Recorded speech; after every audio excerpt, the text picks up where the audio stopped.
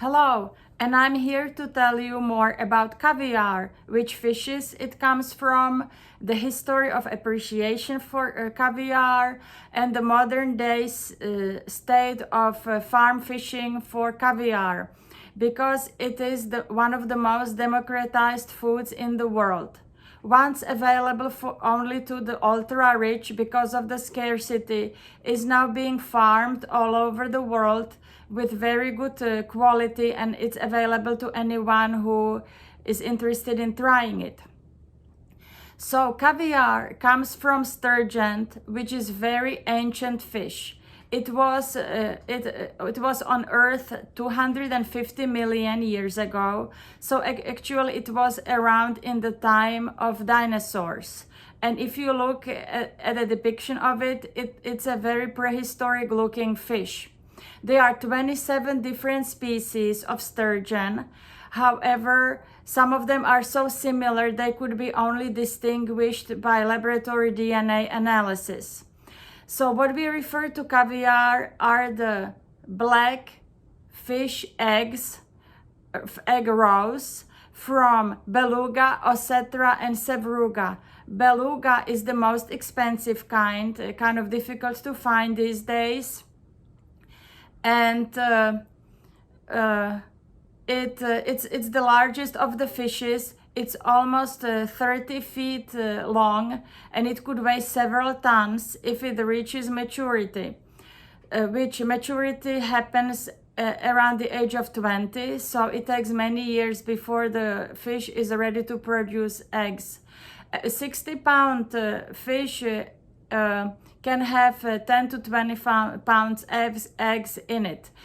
Originally, the fish had to be killed to extract the eggs. Now, German scientists several decades ago came up with a process where the eggs can be extracted without actually killing the fish, so the fish can keep on living. If you purchase caviar, you usually depending the different kind, the labels have different colors, especially the different kinds, so you can see if you are buying Beluga, Osetra, or Sevruga.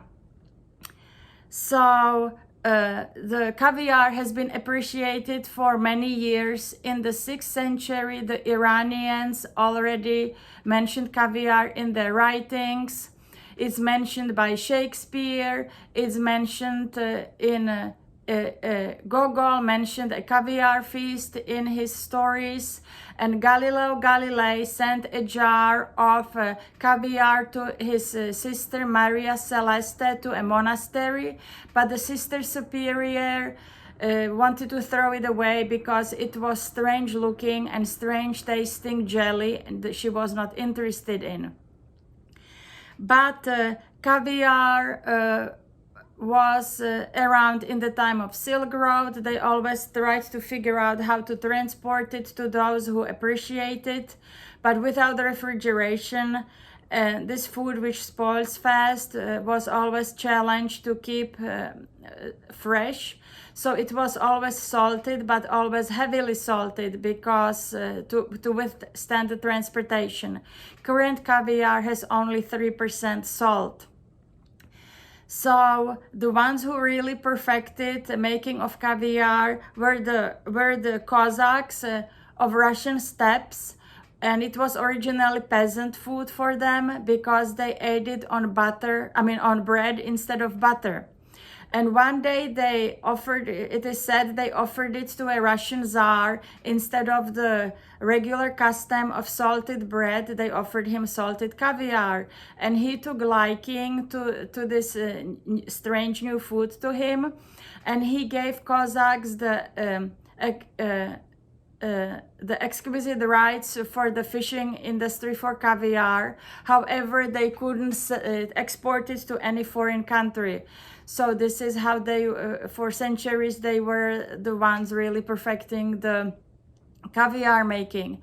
In the time of Soviets, they they in a really smart way, they control the law of supply and demand for caviar. They limited the amount they processed to keep the prices high, yet not overfishing the rivers. So the caviar will not get depleted, as it got totally ruined, and actually it had to the protective rights and export or imports were banned around the world for caviar in the 1990s, because it was sturgeon was on the brim of extinction. After the fall of Russia, it was kind of one for all game. Everybody was illegally poaching and fishing for caviar to make a quick buck. So that's why in the 90s it was very difficult to get caviar. So that's why other places stepped in. So, as I said, there are 27 different species of sturgeon. And sturgeon lives all in many rivers in northern hemisphere only. So other countries took the opportunity in farm raising sturgeon for caviar. So now caviar comes from Sri Lanka, Hawaii, Uruguay, rivers in China, and so it could be very reasonably purchased from all over the world. Also, sturgeon was, as the fish, was appreciated for centuries. It was the most popular fish of kings in Western Europe. However, they didn't know what to do with caviar. With the fish raw, they didn't really appreciate it. And also the same in Americas. There was a sturgeon plentiful at one time in America, and it is said the Americans threw the raw to the pigs.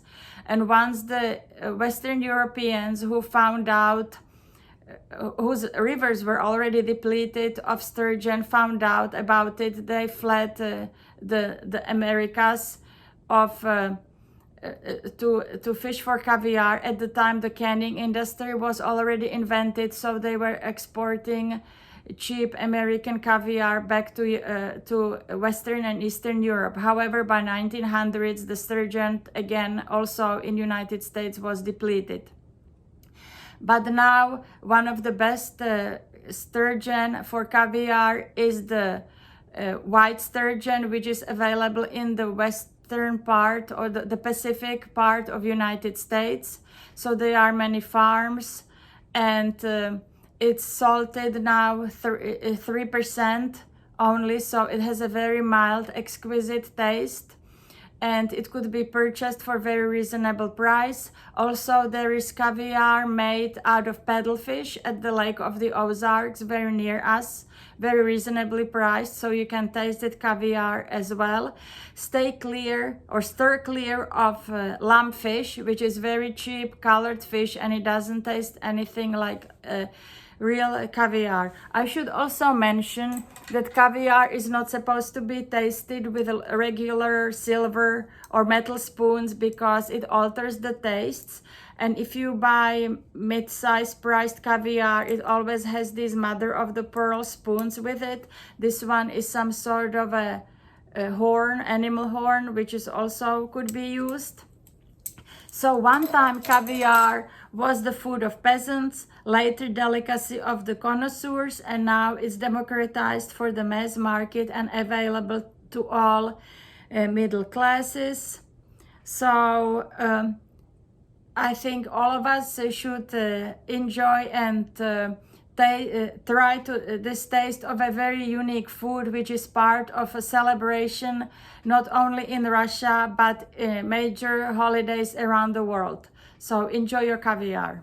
And I got an audience question to research how it come about that the caviar is being served with blini. So actually it was an olden day kind of product placement, because one of the caviar houses, Petrosian, thought maybe they should come up with a suggestion for their customers and consumers how to serve caviar for people who didn't know how to eat it and how to appreciate it. Maybe they will buy more caviar if they knew how to serve it. So this is how blini and caviar came together. And actually from my Russian non-Jewish and Jewish friends, actually it has been served with blini for many years. Also, I should mention the black caviar is a not kosher or halal food. There are many different caviars nowadays coming from different fishes. They are yellow and green and orange. They come from salmon and different types of fishes, and those are they are kosher and they could be consumed according to Jewish kosher laws, because those fishes have fins. Sturgeon actually doesn't have any fins, so it is not a kosher fish to eat. Also, mentioning caviar houses, a lot of families got rich in Russia selling and exporting caviar, and they were major art collectors, and one of them actually owned a painting of one of the paintings of Leonardo da Vinci, and later these paintings ended up in St. Petersburg in the Hermitage Museum. So actually the Hermitage Museum got funded by Russian caviar. It's kind of an interesting note to know.